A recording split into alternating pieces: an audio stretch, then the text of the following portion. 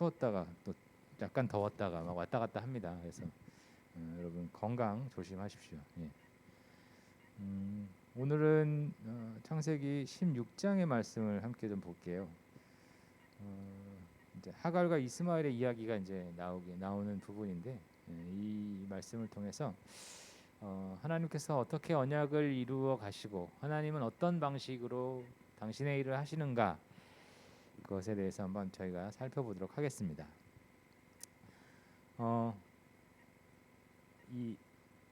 여러분, 사람을 혹은 사람이나 혹은 어떤 대상을 이해하지 못하면 오해하게 됩니다. 네.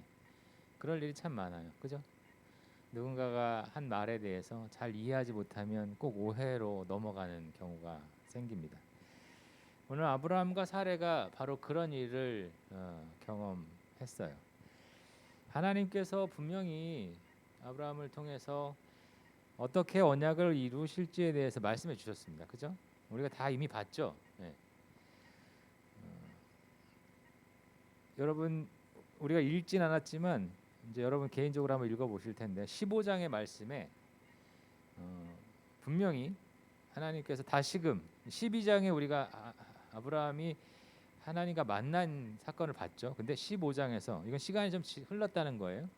15장에서 다시금 하나님께서 이제 가나안 땅에서 머무는 아브라함에게 또 말씀해 주셨어요. 하나님은 이렇게 언약을 이루어 가실 것이다. 거기에 보면 뭐라고 돼 있냐면 하나님이 너에게 큰 상급을 주고 자식도 줄 거다 그랬더니 아브라함이 뭐라고 했냐면 저는 자식이 없습니다. 저에게 상속자는 한 명뿐입니다. 누구냐면 바로 그를 돌보던 종이 있었어요. 다메섹 사람 엘리에셀이라는 사람이 있었어요.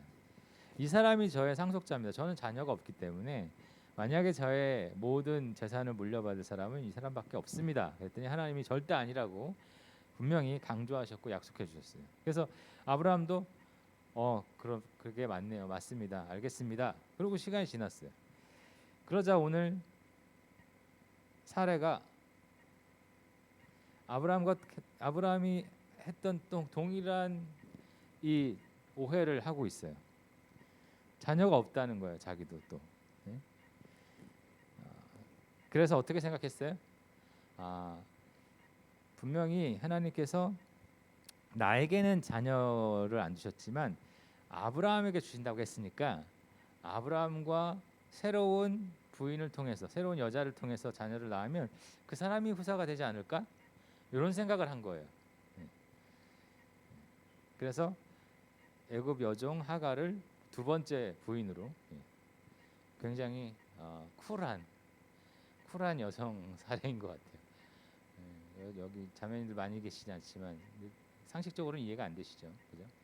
아무리 일부 다처 문화가 있던 때라고 해도, 그죠? 기본적으로 아브라함과 사레는 하나님이 말씀하신 것을 제대로 이해하지를 못했어요. 그래서 자신들의 방식으로 이해를 한 거예요. 그러니까 오해가 됐죠. 분명히 지금까지 우리가 성경을 계속 봤지만 하나님이 줄곧 무엇을 강조하셨습니까? 여자의 후손을 통해서 자녀를 낳을 것이다. 그죠? 근데 어떤 여자의 후손이요? 하나님을 믿는 사람들. 그죠? 그래서 우리가 제일 처음에는 어떤 두 부류의 사람을 봤죠? 가인과 아벨. 그죠? 가인은 아니고 아벨과 같은. 그리고 바벨탑 사건에서도 우리가 확인했어요. 하나님은 하나님을 섬기는 사람들의 뜻을 따르고 그렇지 못한 사람들의 편을 들지 않을 것이다라고 분명히. 그래서 하나님의 정한 그 씨를 통해서 하나님의 일을 이루실 것이다고 분명히 말씀하셨는데 그럼에도 불구하고 오해를 한 거예요.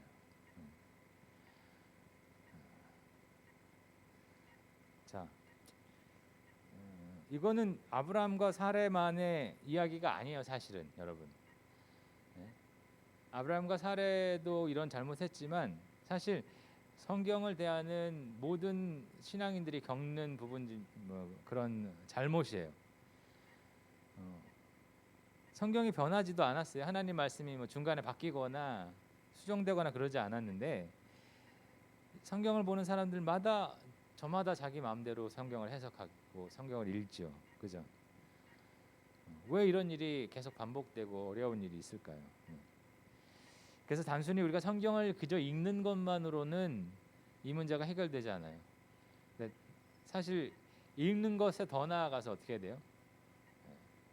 연구해야 돼요. 하나님은 그렇게 성경을 하나님 말씀을 주셨어요. 읽는 것은 여러분 기본입니다. 근데 사실은 지금 시대는 읽는 것조차 안 되기 때문에 여러 가지 방식으로 읽기에 막 하려고 노력을 합니다. 뭐 성경 통독을 하고 성경 필사를 하고. 여러분 성경 읽는 거는 아주 기본입니다. 성경 읽는 것을 마치 신앙의 전부를 다한 것처럼 그렇게 착각하시면 안 됩니다. 자, 중요한 거는요. 신학적인 이해가 필요해요. 성경에 전체적인 맥락이 있어요. 이 맥락과 연속성을 잘 이해해야 돼요. 하나님께서 의도하신 것, 계획하신 것, 그리고 어떤 방식으로 이루어 가실 것인지에 대해서 성경은 일관성 있게 설명하고 있어요. 그죠? 중간에 뭐 다른 방식으로 갑자기 변동되거나 그러지 않아요. 그걸 계시의 일관성, 통일성이라고 얘기합니다. 이러한 관점에서 성경을 보셔야 돼요. 근데 이렇지 않고 내가 원하는 방식으로 성경을 보려 하고 해석하고 풀어내면 내가 원하는 방식으로는 해석이 되지만 아마 통일성을 가진 모든 성경, 창세기부터 계시록까지 연결되는 이 맥락 안에서 보기는 어려울 겁니다. 그래서 여러분 이 관점을 갖고 성경을 보셔야 하나님의 뜻과 하나님의 의도와 하나님이 어떤 방식으로 일하시는지를 확인할 수 있는 겁니다. 이거는 여러분 그래서 물론 신학 공부를 그래서 좀 할 필요가 있지만 꼭 뭐 신학교에 갈 필요는 없어요. 교회 안에서 잘 가르침을 받고 또 그런 궁금증을 해결해 나가면 건강하게 우리가 다 해결할 수 있어요.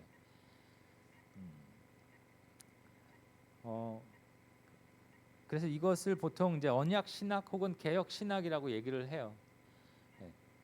그 안에서 여러분 성경을 보고 해석하시면 됩니다. 이 범주를 잘 지켜가면서 하나님 말씀을 보시기를 원해요.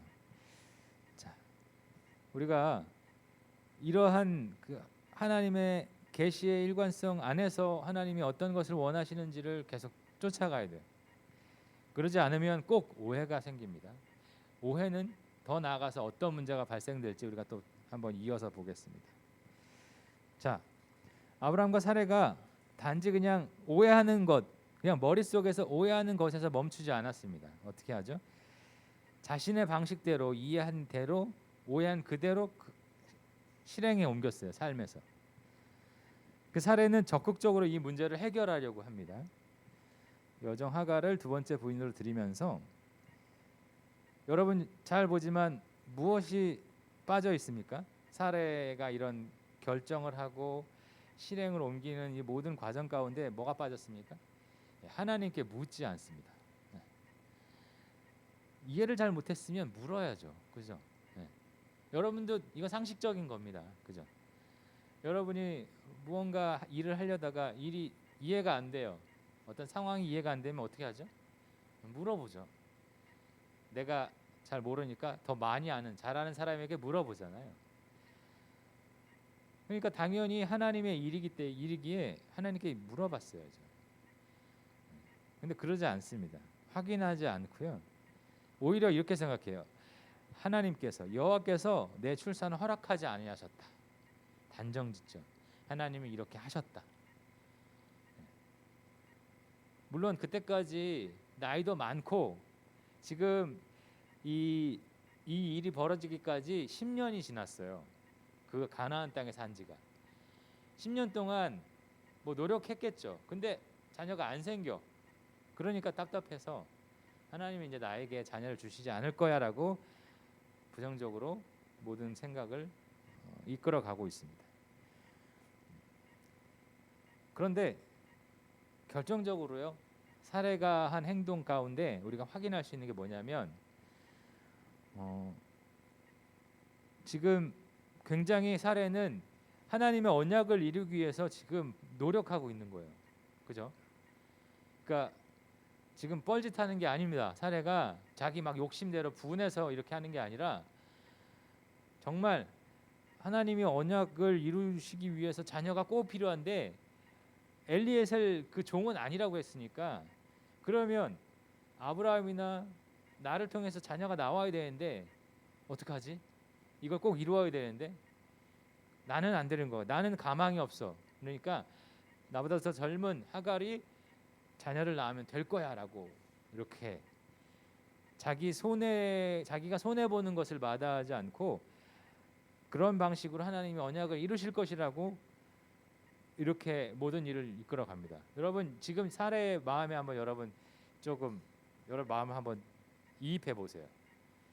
얼마나 간절한 마음이었을까요? 지금 다른 게 보일까요? 지금 자기가 틀렸을까요? 틀리지 않았어. 자기도 자기 나름대로 열심히 하고 있는 거야. 예. 근데 사실 이게 문제가 되는 거예요. 이런 잘못된 방향으로의 열심이 하나님의 원하시는 방식의 일을 하지 못하게 막는 거예요.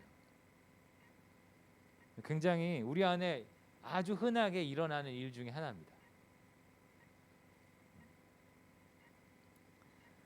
자, 사실 그래서 우리가 이런 실수, 그러니까 하나님의 방식이 아니라 내 방식대로 하려는 이 실수는 사실 우리가 늘 갖고 있는 거예요.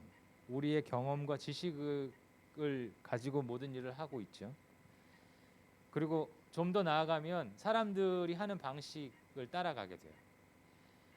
그죠? 세상 사람들이 이거 하니까 우리도 이거 해야겠다. 이게 좋아 보이니까 우리도 이거 해야겠다. 이런 방식으로 우리가 살아가기 때문에 하나님의 방식보다 우리가 원하는 방식이 더 많이 우리 삶 가운데 행해지는 겁니다. 그리고 계속 우리가 주제하는 바이지만 나의 유익을 위해서 할 것인가 안 할 것인가, 이게 사실은 가장 우리 마음속에 깊게 자리한 것이에요. 내 유익을 위해서 이 일을 할 건가 말 건가. 심지어 예배 드리는 것도 내가 유익해서 이것을 하는 거고. 이런 문제들이 우리 안에 자리하기 때문에 하나님의 방식보다 자신의 방식대로 일을 해 나가기가 쉽습니다. 아까도 말했듯이 이 사례를 통해서 가장 우리가 핵심으로 봐야 할 것은 자기 의를 드러내는 이 일, 이것이 얼마나 무서운가를 우리가 확인해야 돼요. 이게 사실 이 아주 교묘한 방식입니다. 우리가 우리의 의를 드러내지 않는 것처럼 보이지만 실상은 우리의 의를 드러내고 있는 거예요. 사례도 그렇습니다. 이게 우리의 죄의 습성이에요. 실제로 우리 그리스도인들이 겪는 일 중에 하나는 바로 이런 거죠. 더 좋은 종교인이 되려고. 그리고 교회가 겪는 문제는 더 좋은 종교단체가 되려 하기 위해서 진짜 하나님이 원하시는 걸 하기보다 사람들이 좋아하는 것을 하게 되는, 그리고 그게 맞다고 생각하는 우리들의 모습을 보게 됩니다. 여러분 혹시 그리스도인이니까 그리스도인답게 살아야 한다는 생각 때문에 하나님의 언약을 잘 알지도 못하는데 또 믿음도 성숙하지 못했는데 혹시 그렇게 억지로 그렇게 우리의 의를 드러내며 살아가고 있지 않습니까? 우리의 눈을 멀게 해요, 이런 일들이. 자, 여러분이 그래서 정말 이 교묘한 우리를 속이는 이 일에 속아 넘어가면 안 됩니다. 정말 하나님의 방식이 무엇인지에 대한 더 깊이 여러분 생각해 보셔야 돼요. 자, 그러면 한번 확인해 볼게요. 또 하나, 이 문제들 때문에 또 일어난 문제가 뭐예요? 하갈이 임신을 하고서 이제 갑과 을이 바뀌죠. 전에는 사레가 주인이었기 때문에 하갈을 이제 부렸는데 반대로 아이가 생긴 하갈이 언약의 어머니가 됐다는 마음에 사레를 멸시하는, 갑질을 하는 이 모습을 또 보게 됩니다. 관계가 깨지고 불신이 생겨버렸죠. 이건 하나의 예예요. 하나님의 방식대로 하지 않으면 어떤 일이 벌어지는지에 대한 결과물인 거야. 때로는 반대일 수도 있어요. 하나님의 방식으로 했는데 더 좋게 보일 때도 있어요. 그것도 근데 진짜 좋은 게 아니라는 것을 우리가 확인해야 되죠. 자, 하갈이 낳은 아들 이스마엘은 나중에 이 아랍인의 선조가 됩니다. 그래서 사실은 이 잘못 하나가 어디까지 이어집니까? 나중에 지금까지 민족 갈등, 인종 갈등까지 낳게 되는 정말 너무나 안타까운 그 문제의 시작점이 되는 거예요.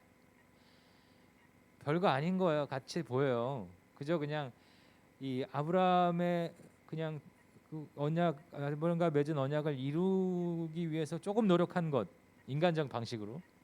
그랬더니 수천 년이 지나서 뭔 일이 벌어집니까? 대단한 민족 갈등, 인종 갈등, 그 갈등의 골이 아주 깊게 뿌리 내린 것을 볼 수 있습니다. 지금도 이걸 해결할 사람이 있나요? 이거 해결할 수가 없어요. 아마 우리가 죽을 때까지 이 인종 문제는 해결 못할 거예요.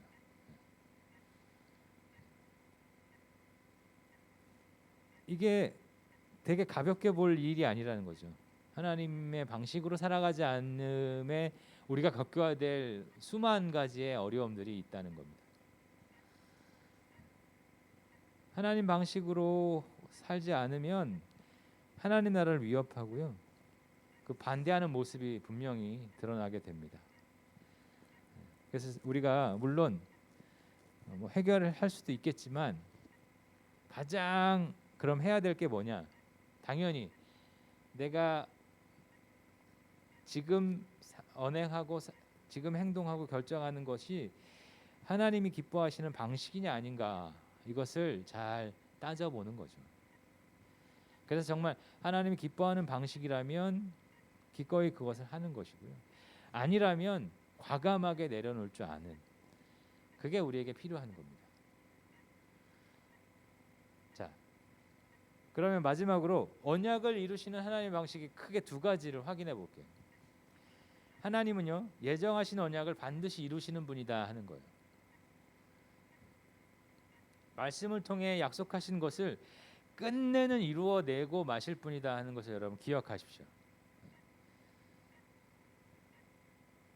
이 아브라함이 지금 우리가 읽는 이 시점까지도 하나님께서는 약속하신 것들을 조금씩 이루어 가셨어요.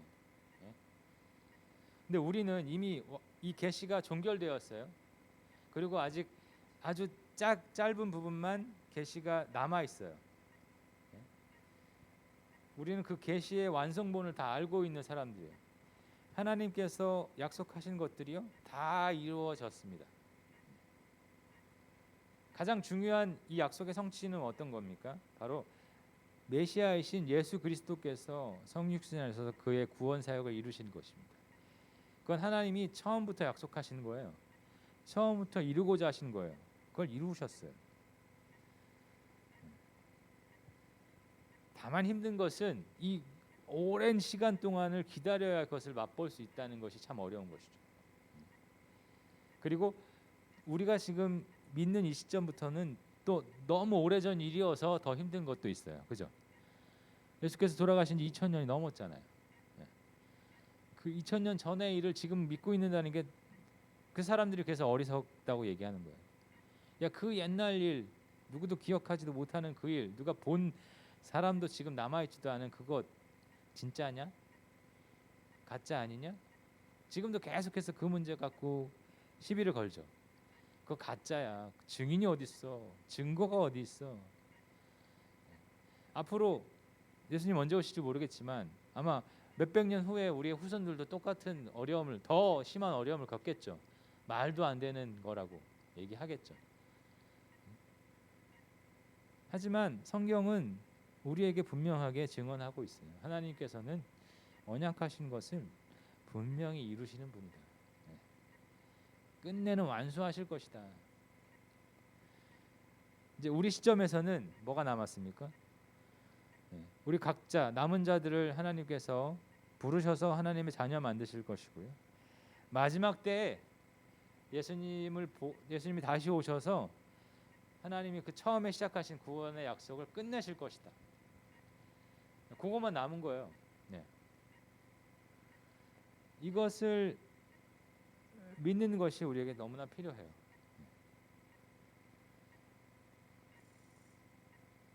그래서 여러분, 오늘 이 하갈과 이스마엘에서는 하나님이 이루시는 방식의 아주 작은 부분만 보여주고 있는 거예요. 그래서 우리가 성경 전체를 통해서 그것을 알아가야 돼요. 하나님이 어떤 방식으로 하나님의 일을 이루시는지를 확인하고, 또 어떤 방식을 우리에게 요구하시는지, 너희는 어떤 방식으로 살아야 하는가, 이것을 그 긴 계시의 역사 가운데에서 하나씩 발견해내야 돼요. 우리가 성경을 공부하는 이유예요, 그게.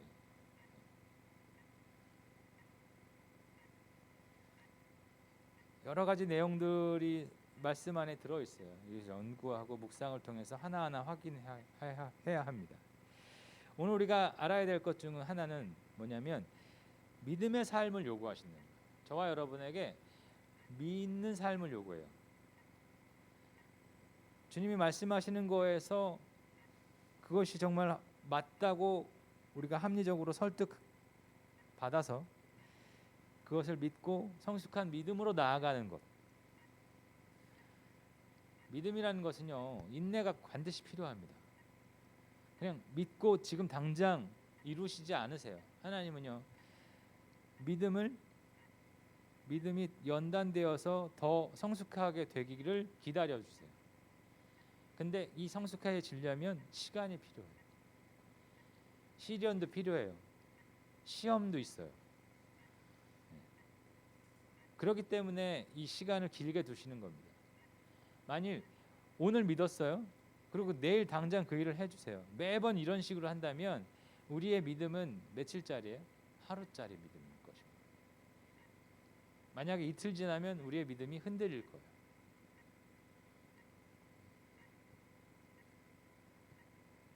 하나님의 백성에게 그걸 원하세요. 하나님이 약속하신 것을 끝까지 믿어야 한다. 근데 그 시간이 길어요. 네? 누구에게는 뭐 10년이 더 걸릴 수도 있고 20년이 걸릴 수도 있고요. 그죠? 지금 우리도 마찬가지입니다. 우리가 지금 예수님을 믿고 예수님의 말씀대로 살아가지만 예수님께서 우리를 구원하실 것, 또 우리를 부활시켜 주실 것, 예수님이 다시 오실 것, 이거가 언제 이루어질지 우린 모르죠. 아마 몇십 년 후 우리가 개인적으로 죽을 때 있을 수 있고요.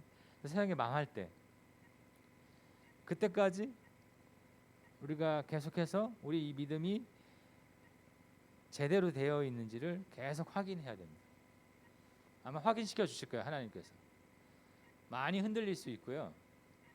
때로는 예수님 믿는 게 이거 맞는 건가 하는 마치 불신자와 같은 모습으로 느껴질 때도 있습니다. 네. 그렇다고 해서 여러분 우리의 믿음이 사라진 거 아닙니다. 내가 불신자인가? 라고 생각하는 것, 이미 신자니까 그렇게 생각하는 거예요. 불신자면 아예 그런 생각을 못하죠. 그러니까 여러분, 나의 믿음이 좀 이상해, 나 제대로 신앙생활 안 하는 것 같아 라고 생각하는 사람들 있죠. 네? 그거 자체가 우리의 믿음이 꿈틀대고 있는 거예요.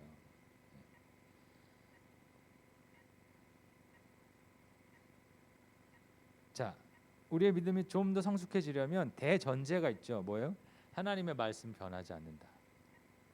하나님의 말씀은 확실하다. 하나님의 말씀은 신실하다. 이 전제가 흔들리면 우리의 믿음 완전히 무너질 거예요. 그런데 그게 흔들리지 않을 거예요.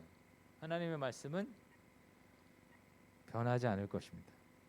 지금까지 변하지 않았고요. 앞으로도 변하지 않을 것입니다. 그냥 단순히 옛날 기록이기 때문이 아닙니다. 지금도 그 일을 이루어 가시기 때문에 그래요.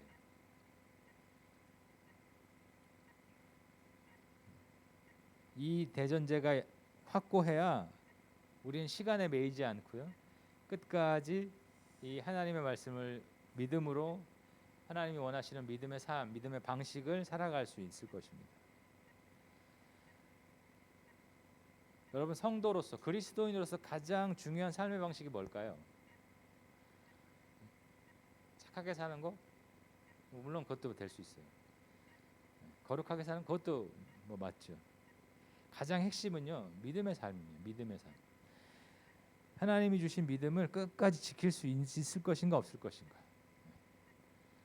이게 가장 저와 여러분의 마지막까지의 시험이 될 거예요. 싸움이 될 거예요. 가장 중요한 믿음의 도전이 될 겁니다. 앞으로도 이 문제는 저와 여러분이 끝까지 싸워 나가야 할 방향인 거예요. 끝까지 우리의 믿음을 지키고 하나님이 기뻐하시는 방식으로 살아갈지 계속해서 그걸 우리에게 물으실 거예요. 점점 세상과 괴리될 수도 있어요. 세상이 점점 악해지고 세상의 방식이 더 포악해지고 더 교활해지고 그런 식으로 가게 된다면 우리는 더 힘들어질 거예요. 그렇죠? 하나님은 그렇게 원하시지 않으니까 우리가 더 많이 손해 볼 수도 있고요. 더 많이 좀 사람들이 보기엔 바보 같을 수도 있어요. 네. 그럼에도 불구하고 우리는 계속 그 삶의 방식을 고집해야 될까요? 아닐까요? 고집해야 돼요. 왜? 하나님이 그걸 기뻐하시니까. 그것만이 하나님 자녀에게 주신 약속들을 이루시는 방식이니까. 쉽지 않지만 우리 다 그런 삶을 살아갈 수 있을 것입니다. 그렇게 해야만 하나님이 기뻐하시는 하나님 자녀로서 하나님 주신 것들을 누릴 수 있을 겁니다. 저와 여러분이 그래서 힘을 내어서 우리 곁에 있는 동료들, 그리스도인으로서 살아가는 우리 동료들 더 힘을 북돋아 주시고 격려해 주시고 또 위로해 주시고 그래서 우리가 끝까지 하나님 기뻐하시는 이 믿음의 삶을 다 완주하여서 정말 하나님이 이루시는 복을 누리는 저와 여러분 되시기를 주님의 이름으로 축원합니다. 기도하겠습니다. 하나님 감사합니다. 하나님께서 분명히 약속하신 것이었지만 우리의 믿음이 완전치 못하고 우리의 욕심과 죄악이 가득하여서 하나님 기뻐하시는 방식으로 살아가지 못하고 내가 원하는 대로 내가 아는 대로 살아가는 우리들입니다. 하나님 우리를 불쌍히 여겨 주시옵소서. 주님이 원하시는 것을 찾아서 그것을 우리 삶 속에서 실제로 행할 수 있는 우리를 되길 원합니다. 주님께서 약속하신 것 반드시 이루신다는 것을 믿고 끝까지 하나님 기뻐하시는 방식대로 살아갈 수 있는 모든 청년 지체들 되게 하여 주시옵소서. 이 모든 것 감사드리며 예수님의 이름으로 기도드립니다.